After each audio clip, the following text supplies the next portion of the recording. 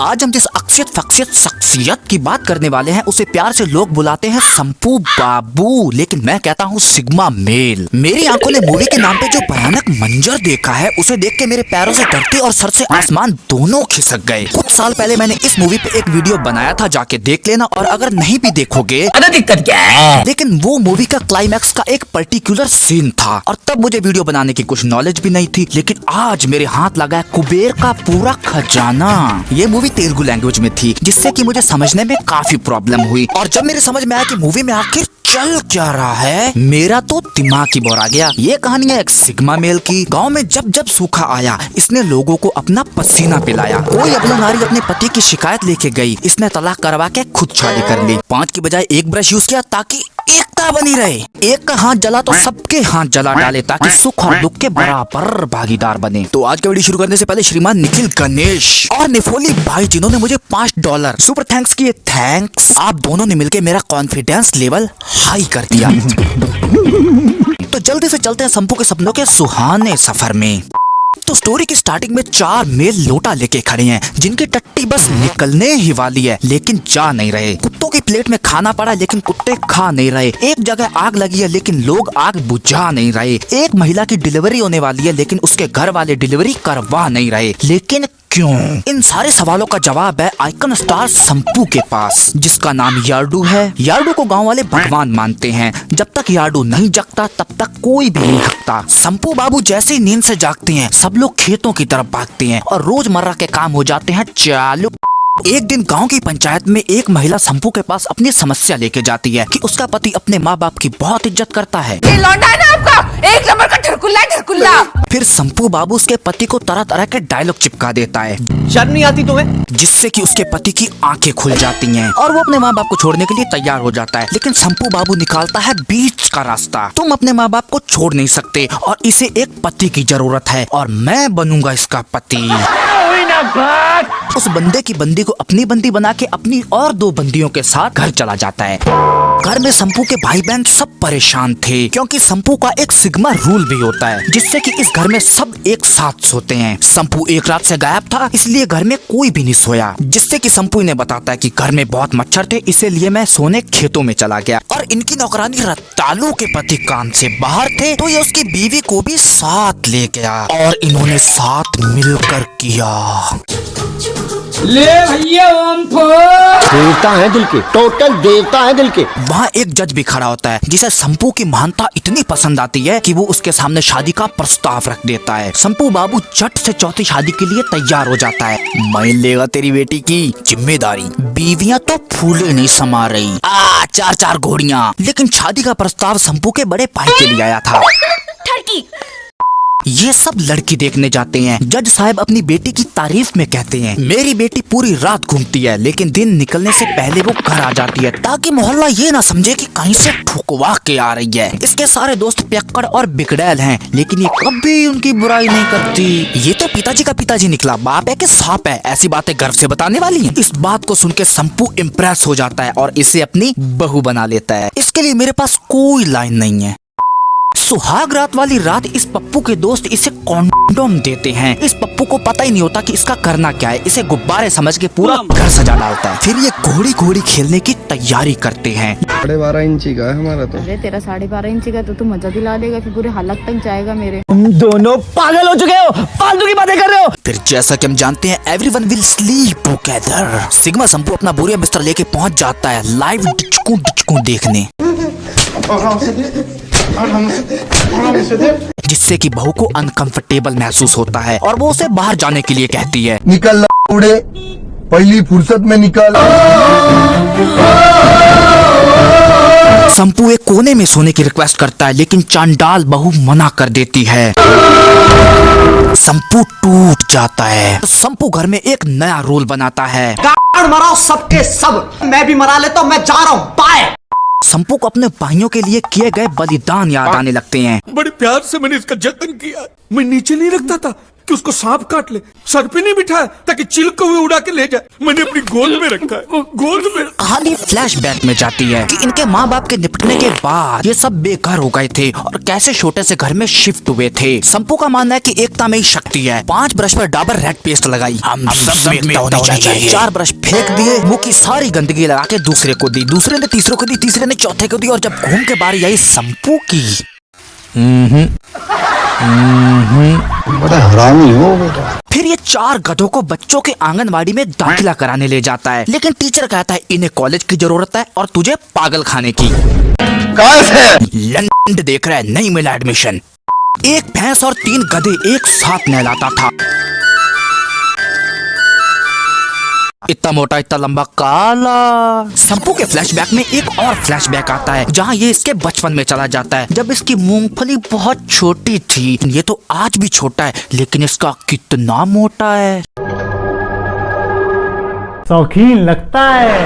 यहाँ एक लड़की चूल्हे से जलती हुई लकड़ी निकालती है। इसने आओ देखा ना ताओ और जलती हुई लकड़ी अपने कलाई पे लगा ली और बोली,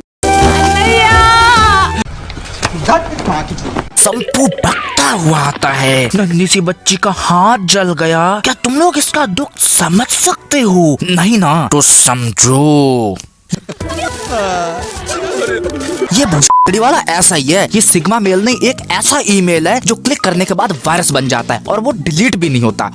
एक दिन संपू के भाई नंगे पैर जलते हुए आ रहे थे और जैसे ही संपू को ये खबर मिलती है, संपू भगता हुआ अपने भाइयों के पास जाता है। अब अगर नॉर्मल भाई होता तो इनको अपने कंधों पे बैठाता या फिर चप्पल ला के देता, लेकिन संपू is a not common man. संपू इज अ सिग्मा मेल। संपू समझ गया, तुम्हारे पैर जल रहे हैं।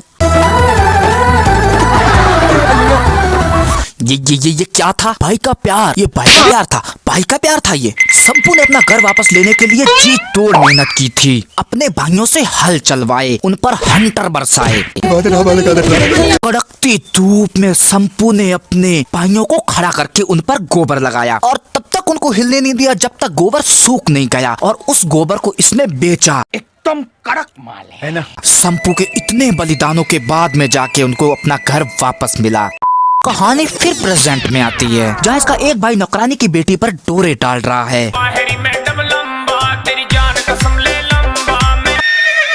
फिर वही आ जाता है संपू जो इसकी मार लगाता है। साले तेरी तो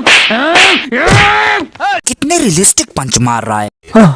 फिर इसके दूसरे भाई की मार लगाता है। इसकी इतनी मार लगती है कि ये बेहोश हो जाता है। संपू इसे होश में लाके फिर से इसकी मार लगाता है। फिर इन 2 पप्पुओं की मार लगती है। तेरे को छपड़े पे ले जाके फेंक डालूंगा भाई।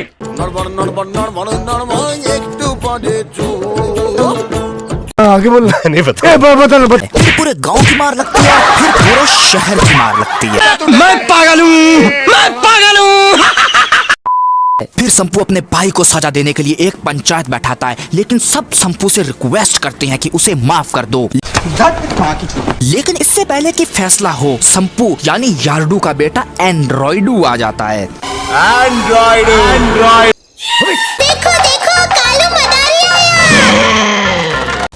अम्मा यहाँ एक सस्पेंस खुलता है कि यार्डू का चक्कर इसकी नौकरानी के साथ भी था। संपू जी किसी को नहीं छोड़ रहे हो। संपू के खिलाफ उसका पूरा परिवार हो जाता है। संपू को अपने गॉडफादर पापा यार्डू की याद आने लगती है कि कैसे गांव में सूखा पड़ने पर उसने गांव में नाच नाच कर अपना पसीना पिलाकर लोगों को तृप्त किया था। बहनचोद, इतने बुरे काम तो हैवान भी नहीं करते। इस महानता के लिए पापा यार्डू को एक लड़की ऑफर की गई, जिसको यह मंगलसूत्र इतने गुस्से से बांध रहा है, मंगलसूत्र बांध रहा है कि फांसी का फंदा। जितनी जल्दी शादी हुई उससे जल्दी बच्चे। एक दिन पापा यार्डू गांव के भिखारी लोगों को सामान बांट रहा था। वहीं खड़े 2 कलुए प्लान बनाते हैं। का हुई गवा कलवा, कलुआ का भेजा खराब हुई गवा, ई लो चक्कू और उका गांड में घुसेड़ दो। संपू आगे बढ़ता है। अभी तेरे को दिखाना पड़ेगा। और सब तालियां बजा रहे हैं जैसे केक कट रहा हो, और साला आशीर्वाद अलग से दे रहा है। Revenge revenge revenge. वहीं ठुल्ले आ जाते हैं। ए मच्छर चलो थाने। जनता विद्रोह कर देती है। पापा यार्डू ने तो अपना वचन पूरा किया, तो क्या गलत किया। लेकिन रिवेंज बॉय पापा यार्डू की तशरीफ में चक्कू मार के भाग जाता है।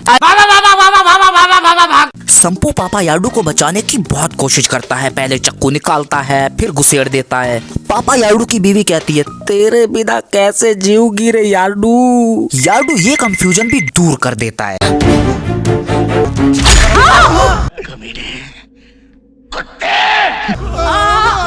पापा याडू बेटे याडू से कहता है, तुम मुझे जब भी बुलाओगे अपने पास पाओगे। और यही हो जाता है पापा याडू खत्म। पापा याडू का अंतिम संस्कार कर दिया जाता है और कच्चे की सारी जिम्मेदारी संपू पे आ जाती है। इतना महान शख्स था पापा याडू। संपू के भाई कहते हैं, ए मोचाड़ हमारा हिस्सा दो। जाती है। संपू प्रॉपर्टी के पेपर मंगवाता है, सब अपना अपना हिस्सा मांगने लगते हैं। संपू घर छोड़ने का फैसला करता है और संपू के हिस्से में आता है पुश्तैनी कच्चा। संपू घर के साथ साथ अपनी महकती धोती भी छोड़ देता है और कहीं दूर जाके बस जाता है एक छोटे से घर में। संपू इतनी मेहनत करता है कि उसका सारा पसीना इडली के घोल में जाने लगता है। उसकी वाइफ कहती है, पसीना घोल में जा रहा है भुसड़ी के। तो संपू कहता है, कोई बात नहीं, नमक कम डालना पड़ेगा। लेकिन घर में सब सैड होते हैं। संपू के 5 ब्रश में एकता वाली टेक्निक सबको याद आने लगती है। एंड्रॉइडू बहनों को रियलाइज करवाता है कि संपू कैसे प्यार बांटता था। एक दिन संपू की वाइफ बिजली की नंगी तारों पर कपड़े सुखाने के लिए डालती है। करंट इसे छोड़ देता है, लेकिन ये फिर तारों को पकड़ लेती है। पानी ना डालो जी सिग्मा सुअर, हट्टर माई चोते। और संपू की वाइफ हो जाती है। क्या हो जाती है राहुल जी? खत्म। जैसे वाइफ ने झटका खाया, मैं भी ऐसे झटका खाएगा। संपू झटके खाने चला जाता है। पूरा गांव भगता हुआ आता है। आ गए मेरी मौत का तमाशा देखने, अब मुझे लटका देंगे। जय संपू पर बोर्ड फिटिंग करता है और झटके देने लगता है। ये पागल हो गया। लेकिन वहीं आ जाता है रिवेंज बॉय, जो सब पर लाठीचार्ज कर देता है। वहाँ एंड्रॉइडू भी आ जाता है। 2.5 फीट का एंड्रॉइडू 10-10 फीट की छलांग मारने लगता है। लेकिन एंड्रॉइडू को पकड़ के इसका खेल भी कर देते हैं। खत्म। गांव वालों की ये हालत देख के संपू को पापा याडू की याद आती है।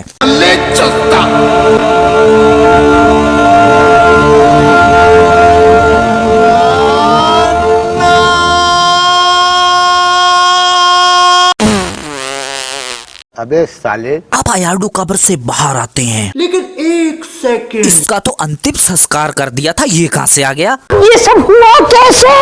हमको नहीं पता, हमको कुछ नहीं पता। पापा याडू सबका लट्टू बना देता है। यहाँ तड़का लगाया जाता है साउथ इंडियन एक्शन का। पापा याडू जीप को उठाकर विलन्स पर फेंक देते हैं। और विलन गए। याडू भी गायब हो जाता है। पूरी फैमिली फिर से एक हो जाती है और इसी के साथ हो जाती है happy ending. The and. Video चलेगी तो करना लाइक, चैनल को करना सब्सक्राइब। मिलते हैं किसी और वीडियो में। Thanks for watching.